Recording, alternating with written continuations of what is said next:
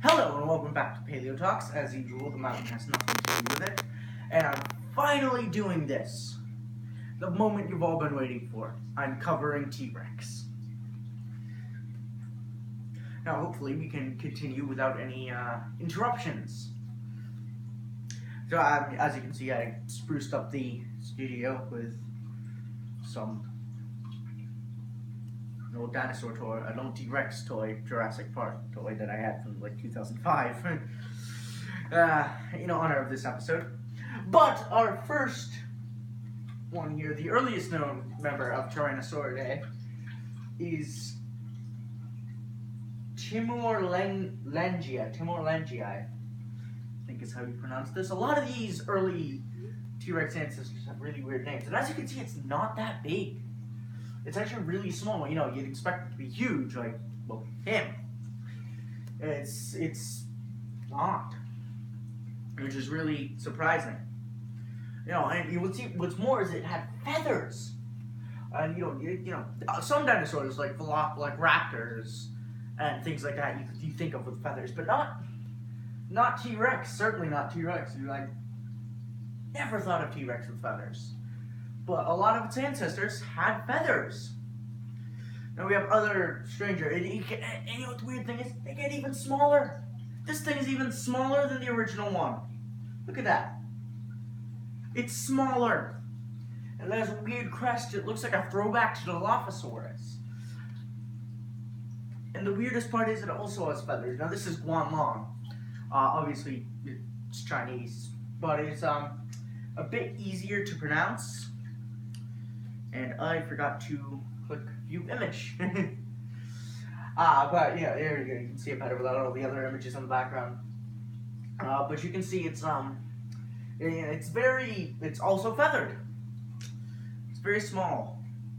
So now we actually get Tyrannosaurus ancestors get a lot larger now, with Eutyrannus, I think is how you pronounce it. And the weirdest thing about this, it also has feathers. Why does everything have feathers? Why would that's what's baffling to me is, as of course, T-Rex itself loses the feathers for some reason. But this is, you know, as you can see, it starts to look like an actual T-Rex with feathers now, instead of a little wannabe raptor. Instead of looking like a raptor without the toe claw, it looks like a T-Rex with feathers. And then, it gets tiny again. Apparently, Tyrannosauridae really wanted to be raptors. This is the smallest one yet. So here's the holotype, the actual fossil I found, and it was a juvenile. I think the adult is only about that big. This is the smallest known Tyrannosaur. And, of course, because everything's weird about T-Rex's family, it has feathers, of course.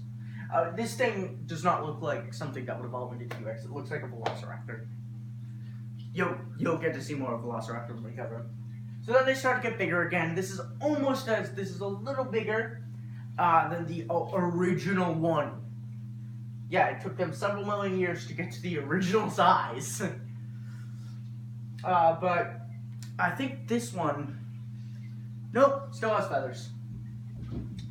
But T-Rex, the way T-Rex had been able to evolve further up its tree, in some cases, Tyrannosaurs, in most cases, Tyrannosaurs with the apex predators, is due to an extinction event that was actually very fortunate for the first T-Rex ancestor that we covered, where the niche of top predator was the apex predators went extinct, allowing that early Tyrannosaur to take its place. Now here is, if you look in the corner, you can see Chianshusaurus. I would never be able to pronounce that. It has a pronunciation guide right there. Would not have been able to pronounce that without that. If you look at the spelling on this thing. Anyway, you know, it's now gotten to be recognizably Tyrannosaurid, which is good. We finally are able to recognize it, and it still has feathers. And I know I could have gotten like a CGI photo or something, but I thought this guy's sketch was really cool, especially with the tiger pattern. Still though, we've got feathers everywhere. Now here we are at Albertosaurus. Now this is, if you were to look at it and you don't know what you're looking for, it's identical to a T-Rex if you don't know what you're looking for. There are a few differences, which you can see better here. Which you can see better in the next picture I will show you. But you can see it's finally big enough to be something. And here, in the next picture, you can see them.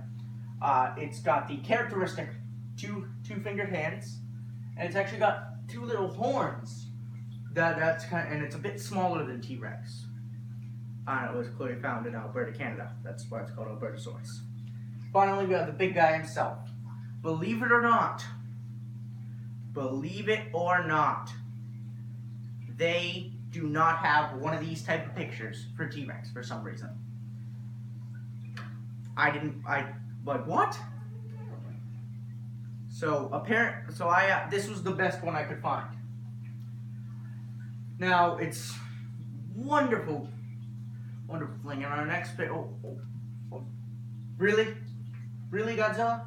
Really? Why are you here? We're talking about T-Rex, not you. Attention hog. No, go back to the movies. We don't... Anyway, back on topic. This is T-Rex. As you can see in this picture, it's lost the horns, and its arms are even smaller than Albertosaurus is. Here it is chasing a ornithomimus or gallimimus or something like that. This is now has become the apex predator. This one is just doing its classic roar bit. This one is currently chowing down on some delicious Parasaurolophus. And this is what we all know and love. This is the apex predator of the late Cretaceous, the king of the dinosaurs. By far the most famous, trumping even Triceratops horridus. There it is, just chowing down. T-Rex is, how is T-Rex? Of course it's my favorite dinosaur. Like, I count that as, like, the default because everybody loves T-Rex. You can't not love this thing. This horrifying creature. Anyway, really?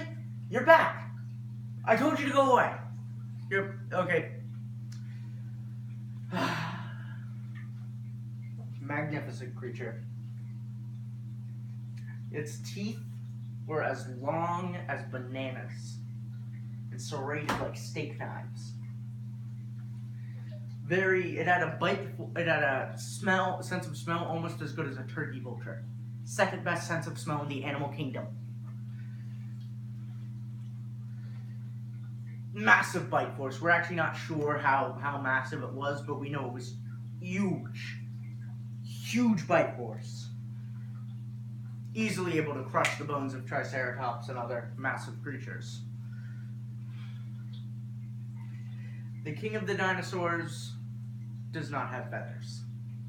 And that's actually the interesting thing, because everything except for the last two in the line have had feathers. And I'm not sure why it lost it, but it did. I will see you next week on Paleo Talks.